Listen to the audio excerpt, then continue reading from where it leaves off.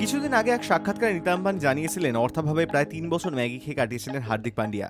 মুম্বাই ইন্ডিয়ান্সের অধিনায়কের সেই গল্প অনুপ্রাণিত করেছে সানরাইজার্স হায়দ্রাবাদের অনিকেত বর্মাকে। কাকা অমিত বর্মার কাছে মানুষ হয়েছেন অনিকেত। তিনি জানিয়েছেন অনিকেতের কাহিনী।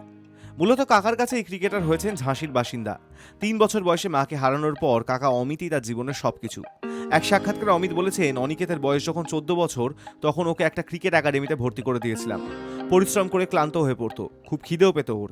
সে সময় সংবাদপত্রের প্রতিবেদন থেকে দিনের পর দিন হার্দিকের ম্যাগি খেয়ে থাকার বিষয়টা জানতে পেরেছিলাম। তখন অনিকেতকে গল্পটা বলেছিলাম, ও খুব অনুপ্রাণিত হয়েছিল।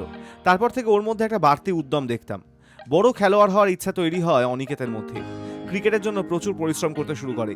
একদিন মাঠে পৌঁছে আমার পা ছুঁয়ে নমস্কার করে বলে, আমি অনেক কিছু নিয়ে অভিযোগ করি না। আমি হেসে ফেলেছিলাম, কিন্তু অনিকেতের মুখে একটা জেদ চোখে পড়েছিল। একটা সময় পর্যন্ত ছেঁড়া জুতো পরে খেলতেন অনিকেত। কাকাই থেকে ক্রিকেট খেলার জন্য ভালো একটা জুতো কিনে দিয়েছিলেন। অমিত বলেছিলেন, আমার প্রথম চাকরি ছিল একটা গাড়ির দোকানে, 3,000 টাকা মাইনে পেতাম। তখন অনিকেত একটা ছেঁড়া জুতো পরে খেলতো।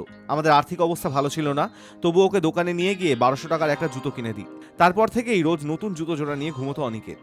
নিজের জীবনে কখনো একটু দামি জিনিস ব্যবহার করিনি, তবে অনিকেতের জন্য সবকিছু করতে পারি। Hi news network.